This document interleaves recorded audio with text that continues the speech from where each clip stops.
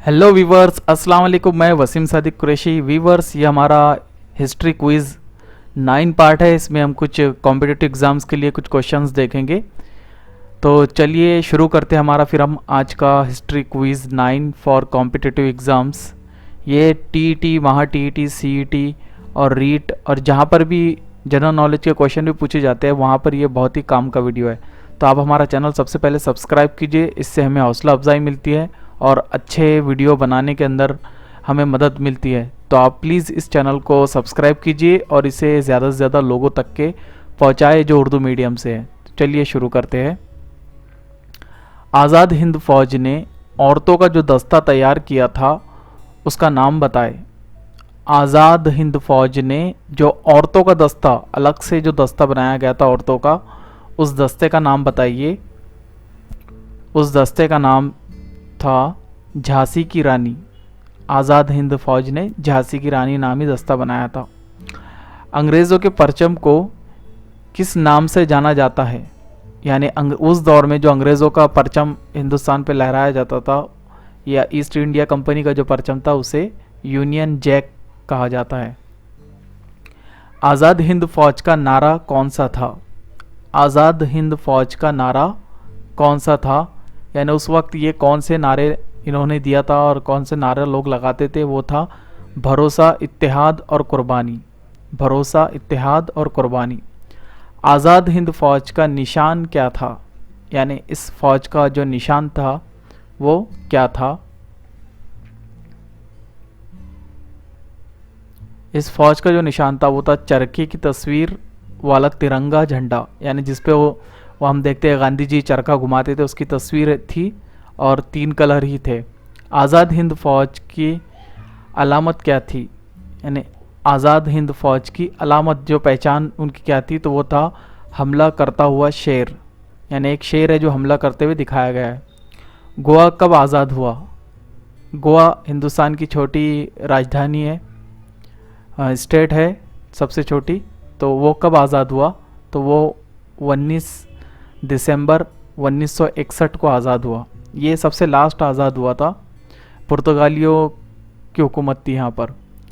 आज़ाद भारत के पहले वज़ीर आज़म कौन थे? आज़ाद भारत के पहले वज़ीर आज़म कौन थे? जब हिंदुस्तान आज़ाद हुआ तो सबसे पहले वज़ीर आज़म कौन बने थे? तो वो थे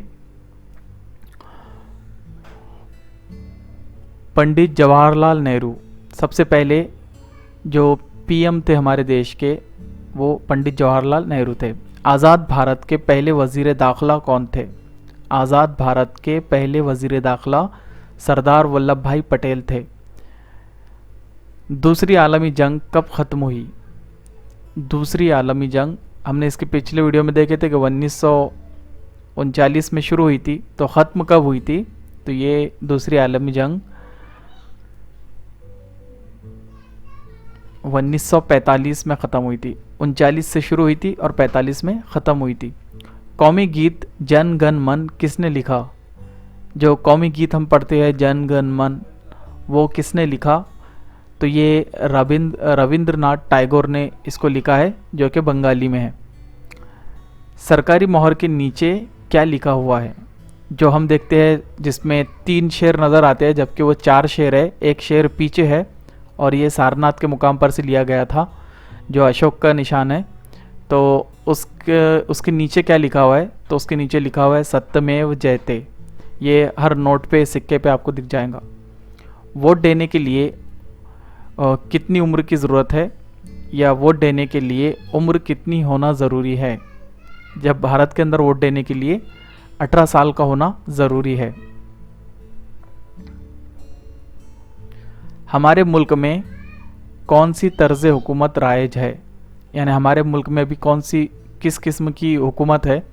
तो हमारे मुल्क के अंदर जो हुकूमत है वो जमहूरी है। हमारे मुल्क की हुकूमत जमहूरी है, यानी डेमोक्रेसी है यहाँ पर। इंतखाबात कराने का काम कौन करता है? यानी इलेक्शंस कराने का काम कौन करता है? और ये इलेक्शन जो कराते हैं वो इलेक्शन कमीशन है, जो कॉन्स्टिट्यूशन बॉडी है। ये कोई पार्टी से ताल्लुक़ नहीं रखते। हमारे मुल्क में इंतखाबात कितने साल बाद होते हैं? यानी इलेक्शन कमीशन कितने साल बाद इलेक्शन करवाता है? वो हर 5 साल बाद इलेक्शन करवाता है। दुनिया में सबसे बड़ा जमहूरियत वाला मुल्क कौन सा है? यानी पूरी दुनिया के अंदर सबसे बड़ा जमहूरी मुल्क भारत है, क्योंकि यहाँ की आबादी उतनी है। भारत के दस्तूर का दूसरा नाम बताएं। यानी भारत का जो कॉन्स्टिट्यूशन है उसका दूसरा नाम है आयन हिंद। आयन हिंद। दस्तूर साज असेंबली ने दस्तूर को कब मंजूरी दी? दस्तूर साज असेंबली ने दस्तूर को कब मंजूरी दी?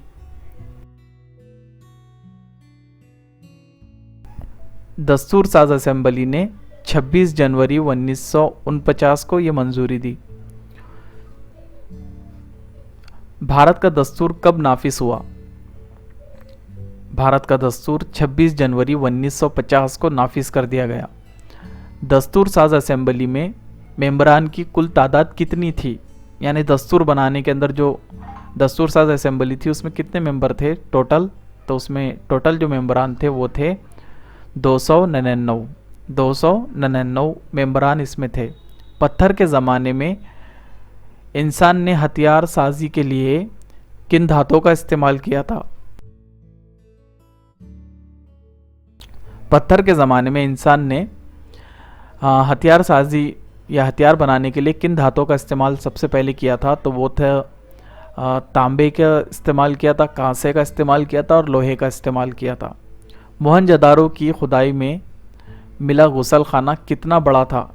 मोहनजोदारो हम जानते हैं, हड़प्पा मोहनजोदारो, ये अभी फ़िलहाल में ये सब पाकिस्तान में चला गया है, लेकिन जब ये खुदाई के वक्त वहाँ पर कुछ गुसल खाने और भी चीज़ें मिली है, तो गुसल खाना कितना बड़ा था? तो उसकी जो चौड़ाई, लंबाई और कितना डीप था, तो वो 12 मीटर लंबा है और 7 मीटर चौड़ा है और तकरीबन 2.5 मीटर गहरा है, यानी 2.5 मीटर गहरा है।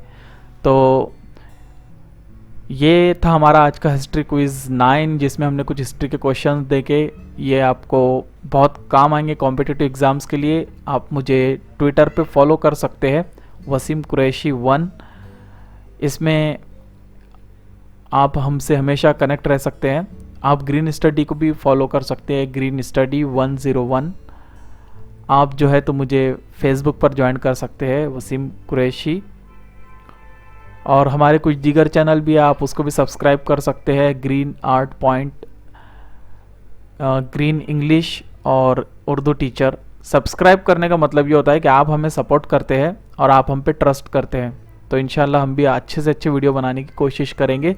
जितने ज़्यादा सब्सक्राइबर बढ़ेंगे उतना हर यूट्यूब चैनल वाला ज़्यादा टाइम देता है और अच्छे से अच्छे बनाने की कोशिश करता है। तो आप भी हमें सपोर्ट कीजिए, आप हमें दुआ में याद रखिए। अस्सलाम वालेकुम।